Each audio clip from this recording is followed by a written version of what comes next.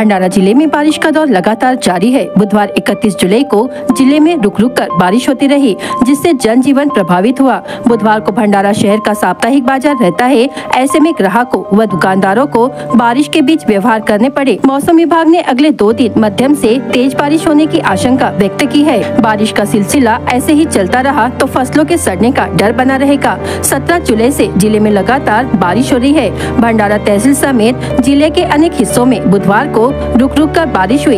यह बारिश अब फसलों के लिए नुकसानदेह साबित हो रही है। जलाशय, नदी, नाले लबालब हो गए हैं। राजस्व विभाग द्वारा नुकसान का लगातार जायजा लिया जा रहा है। किसानों के खेतों से पानी निकालने में भी चुनौती का सामना करना पड़ रहा है।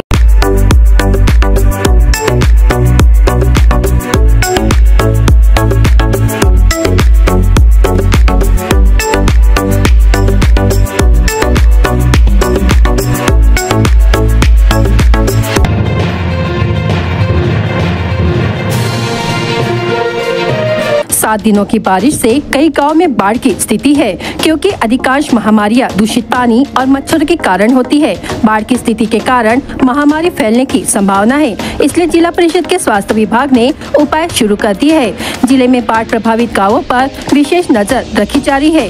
जिला स्वास्थ्य अधिकारी डॉक्टर मिलिंद सोमकुमार ने इन गाँव में रोकथाम के उपाय लागू करने के निर्देश दिए हैं। पिछले कुछ दिनों से भंडारा जिले के विभिन्न हिस्सों में लगातार बारिश होने और वैनगंगा नदी का जलस्तर काफी बढ़ जाने के कारण जिला प्रशासन ने कुछ तहसीलों और गांव में सतर्कता बरतने के आदेश दिए हैं। सार्वजनिक स्वास्थ्य विभाग ने नागरिकों को महामारी के प्रसार को रोकने के लिए सतर्क रहने का आह्वान किया है। बरसात के दिनों में महामारी बीमारी फैलने की आशंका रहती है, इसलिए संभावित महामारी को नियंत्रित करने के लिए भंडारा जिला परिषद के स्वास्थ्य विभाग की ओर से जिलाधिकारी योगेश कुंभेजकर के मार्गदर्शन में मुख्य कार्यकारी अधिकारी समीर कुर्तकोटी और जिला स्वास्थ्य अधिकारी डॉक्टर मिलिंद सोमकुमार की योजना के अनुसार प्रत्येक प्राथमिक स्वास्थ्य केंद्र एवं जिला स्तर पर महामारी नियंत्रण कक्ष क्रियान्वित किया गया है।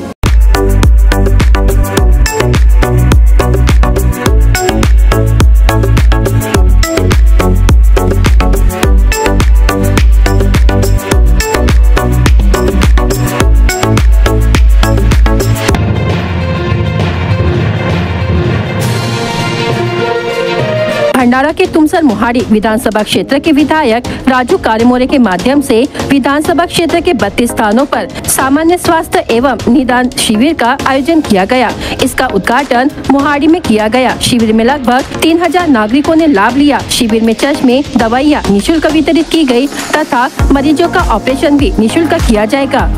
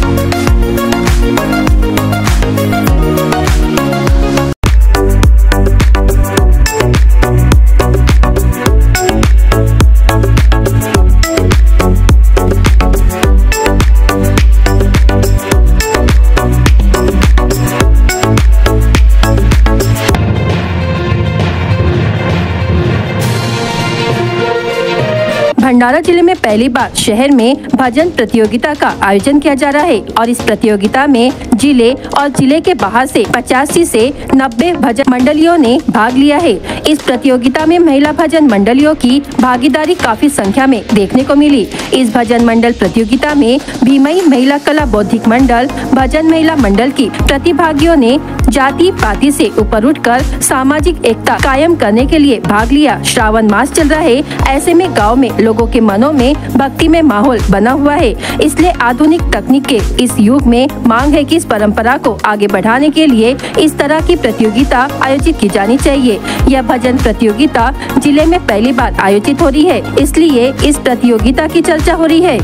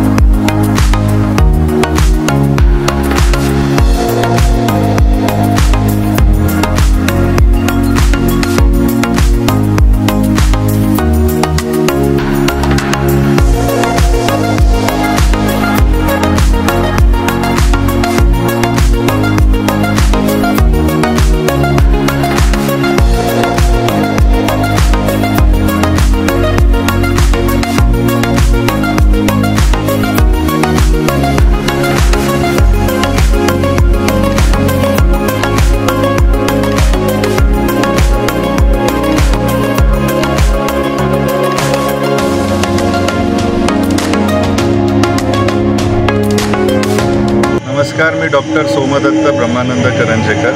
ही भंडारा जिल्ह्यातली लाखनी तालुक्यात होऊ घातलेली अशी भव्य ही भजन स्पर्धा आहे।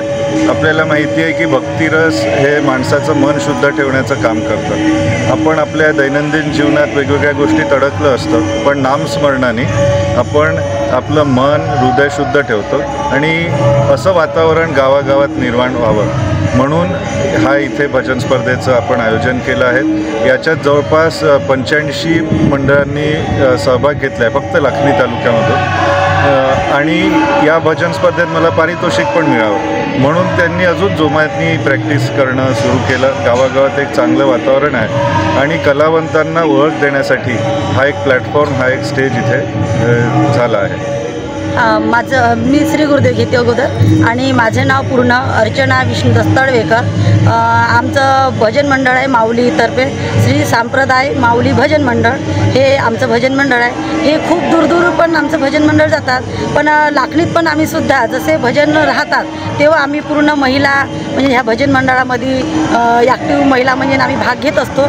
पण आता जी आम्हाला संधी मिळाली त्याच्यामुळे आम्ही हे संधी महिलांनी सोडलेली नाही आहे। आम्हाला पण अशी इच्छा आहे की आम्हाला पण प्रमाणपत्र मिळावं, आमचा पण काहीतरी कोणता तरी नंबर यावा असं आम्हाला आमच्या गुरुमाऊलीचे चरणी प्रार्थना करते आणि असं आम्हाला वाटते। श्री गुरुदेव।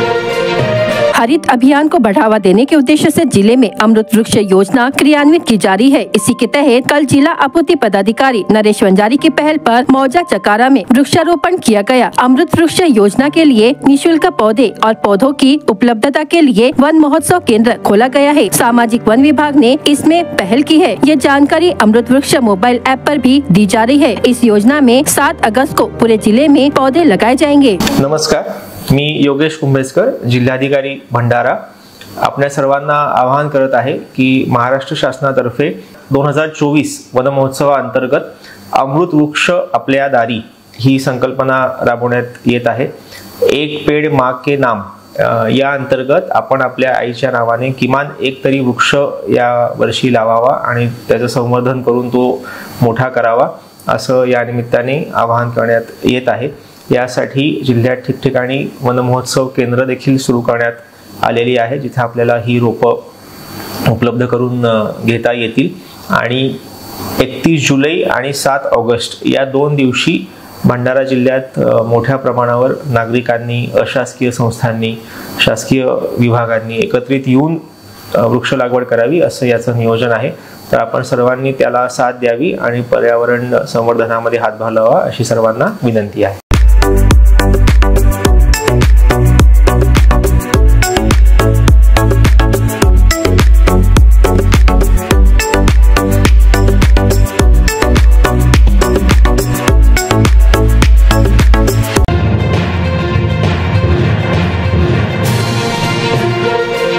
लगातार जारी बारिश के चलते जिले की प्रमुख सड़कें बुरी तरह से उखड़ चुकी है, लेकिन शहर से सटे वैनगंगा नदी के पुल की सड़क पर बड़े बड़े गड्ढे पड़ गए हैं, जिससे इस मार्ग पर वाहनों की गति कम होकर कई बार जाम लग जाता है. साथ ही गड्ढों से बड़ी दुर्घटना होने की आशंका बढ़ गई है. पिछले एक पखवाड़े से बारिश जारी है. बारिश से सड़कों का डामर उखड़कर बड़े बड़े गड्ढे पड़ गए हैं. वैनगंगा नदी के पुल पर 1 से 2 फीट चौड़े गड्ढे पड़े हैं. रात के समय बारिश में यह गड्ढे पानी से भर जाते हैं. पुल की लाइटें बंद होने से वाहन चालकों के वाहन गड्ढों में चले जाते हैं. यह समस्या गंभीर है. गड्ढों से रात के समय वाहन उछलकर अनहोनी हो सकती है. राष्ट्रीय महामार्ग क्रमांक 53 से प्रतिदिन हजारों वाहन गुजरते हैं. कार, दोपहिया चालकों के लिए सड़क के ये गड्ढे जानलेवा साबित हो रहे हैं.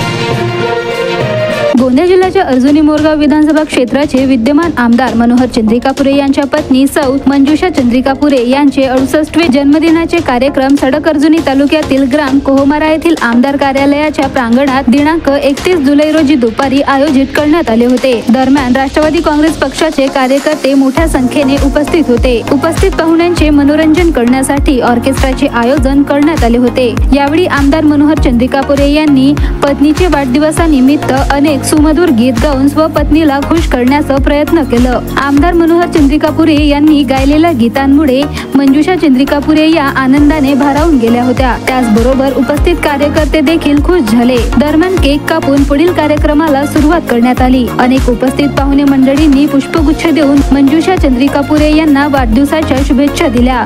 यावेळी अनेक शासकीय अधिकाऱ्यांनी देखील हजेरी लावली होती. आमदार मनोहर चंद्रिकापुरे यांच्यासह त्यांचे मोठे सुपुत्र सुगत चंद्रिकापुरे आणि लहान मुलगा विराट चंद्रिकापुरे यांच्या उपस्थितीत केक कापण्यात आले. त्याचबरोबर राष्ट्रवादी काँग्रेस पक्षाचे सडक अर्जुनी येथील तालुका अध्यक्ष अविनाश काशीवार, अर्जुनी मोरगाव तालुक्याचे अध्यक्ष लोकपाल गहाणे, गोरेगाव तालुका अध्यक्ष केवल बघेले, महिला तालुका अध्यक्ष रंजनी गिरेपुंजे, गोरेगाव येथील महिला तालुका अध्यक्ष बहेकार निशा मस्के, महिला गुट प्रमुख माधुरी पिंपळगावकर यांच्यासह अनेक कार्यकर्ते उपस्थित होते.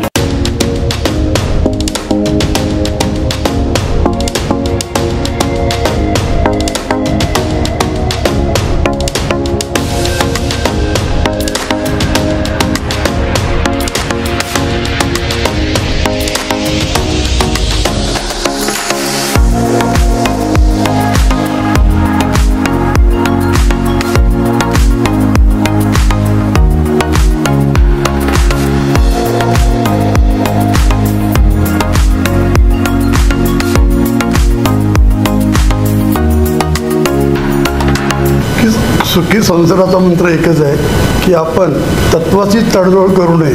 खरं आहे ते खऱ्याला खरं समजावं, खोटं आहे त्याला विसरून जावं आणि जर विसंगती असेल तर त्याच्यामध्ये दुरुस्ती करावी.